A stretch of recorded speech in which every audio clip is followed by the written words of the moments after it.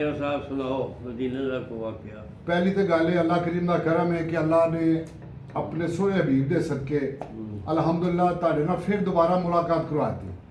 ये मेरे बड़े ही प्यारे बुजुर्ग ने जी, बहुत ही प्यारे बुजुर्ग ने, चाचा जी ने।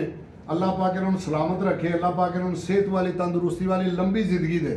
परवरदिगार प्यारे अपने हबीब के सदके इन्हां दी सारी फैमिली ते रहमत ते करम करे और अल्लाह पाक इस घर नूं सदा हसदा ते वसदा रखे।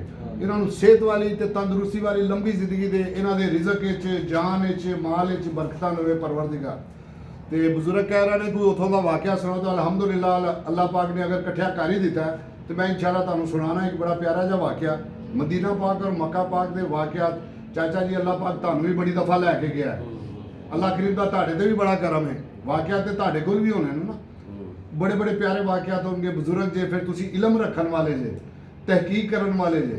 अल्लाह पाक इन्होंने सलामत रखे। इन्हां दी तहकीक, इन्हां दा इलम तो मैं खुद बड़ा मुतासर हाँ। तो मैं तुहानूं एक छोटा जिहा वाकया सुनाना। अल्लाह करीम का करम होया कि अल्लाह पाक ने अपने और अपने प्यारे हबीब के दर दे उत्ते बुला लिया। उत्थे चाचा जी जाया नहीं जाता, उत्थे बुलाया जाता है। तुसीं मेरे नाल बहुत ज़्यादा समझदे जे, तुसीं मेरे नाल बहुत ज़्यादा इलम रखदे जे। उत्थे जाया नहीं जाता, उत्थे बुलाया जाता है। ते अल्लाह करीम ने मैनूं अल्हम्दुलिल्लाह अपने और अपने प्यारे महबूब के घर वास्ते बुला लिया। जिस वक्त ते आका करीम सल्लल्लाहु अलैहि वसल्लम की विलादत जिस घर दे विच होई है, अल्लाह करीम का भी करम है कि उत्थे हाज़री का शरफ हासिल है। और जिन्ने दिन मक्का पाक अल्लाह करीम बुला लेंदा है उन्ने दिन ही उस घर दे विच हाज़री लाजमी होंदी है। क्योंकि वो जिहड़ा सऊदी है वो बड़ा ही प्यार वाला है, तो मेरे नाल बड़ी मुहब्बत करता है। तो मैं तुहानूं दसना कि उहदे नाल तलक किस तरह बनिया। क्योंकि वो सऊदी है, उहनूं उर्दू कोई नहीं आती तो मैनूं अरबी कोई नहीं आती। तो ऐसे ही इतफाक होया, मैं आका करीम सल्लल्लाहु अलैहि वसल्लम के घर दे बाहर खड़ा सी। उस तो पहले जिस बंदे दे नाल हाज़री हुंदी सी वो रिटायर हो चुकिया सी।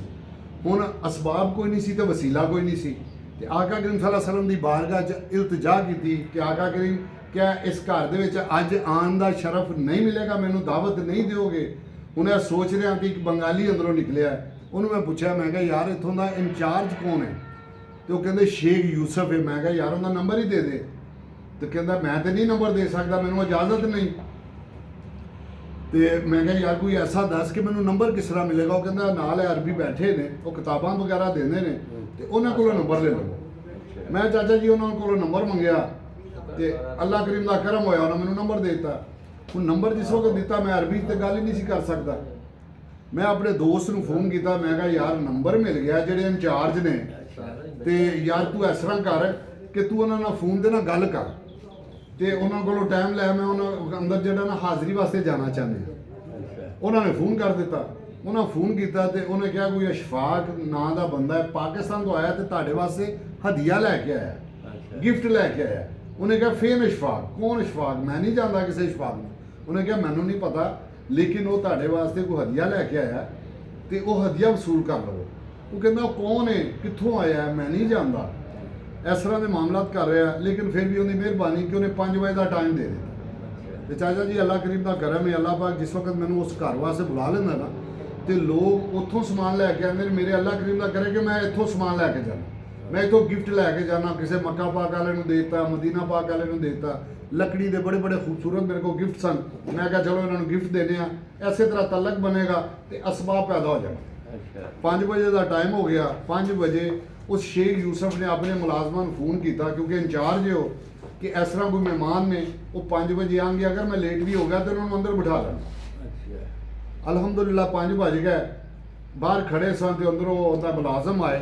उन्होंने सानू पूछा जिस वक्त असी कि असी मेहमान आ, वो सानू अंदर लै गया। वो की अंदर लै गया, करीम आका सल्लल्लाहु अलैहि वसल्लम ने अंदर बुला लिया, अपने घर दे विच बुला लिया। जिस वक्त गया तो सामने वड्डी टेबल सी ते उत्थे सऊदी बैठा सी। मैं कहा शायद शेख यूसुफ है ही, क्योंकि ना शेख यूसुफ ने मैनूं देखिया सी ना मैं शेख यूसुफ नूं देखिया सी। ते मैं समझिया वड्डी टेबल ते बैठा, बाकी इहदे मुलाजम ने, तो यह ही शेख यूसुफ है। मैं वो गिफ्ट जिहड़े सन मेरे को, मैं उन्होंने टेबल पर जाके रखे, सलाम दुआ लई ते गिफ्ट रखे। उन्होंने सानूं साइड पर बिठाया तो आबे जमजम, खजूरां ते कहवा, आका करीम सल्लल्लाहु अलैहि वसल्लम के घर दे सारे नाल पहले जिहड़ी शरफ हासिल होया कहवा, खजूरां ते जमजम पीण दा। वो पी रहे थे। सऊदी जिहड़ा ना हस रहा है, तो मैं क्या पता नहीं क्यों हस रहा। मेरे नाल एक तर्जमान सी, उन्होंने मैं पूछा इन्हूं पुछ क्यों हस रहा? कहता मैं इस करके हस रहा कि तुसीं समझ लिया शेख यूसुफ शायद मैं उनका मुलाजम हूँ, हाली आया नहीं। ਤੇ ਇਹ ਗਿਫਟ ਜਿਹੜੇ ਨੇ ਨਾ ਉਹਨੂੰ ਦੇਣੇ ਨੇ। ਠੀਕ 3-4 ਮਿੰਟ ਬਾਅਦ ਚਾਚਾ ਜੀ ਉਹ ਸ਼ੇਖ ਯੂਸਫ ਸਾਹਿਬ ਆ ਗਿਆ, ਉਹਨਾਂ ਨਾਲ ਸਲਾਮ ਦੁਆਈ, ਉਹ ਮੈਨੂੰ ਕਹਿੰਦਾ ਕੌਣ ਹੈ ਤੂੰ ਤੇ ਕਿਉਂ ਲੈ ਕੇ ਆਇਆ ਮੇਰੇ ਵਾਸਤੇ?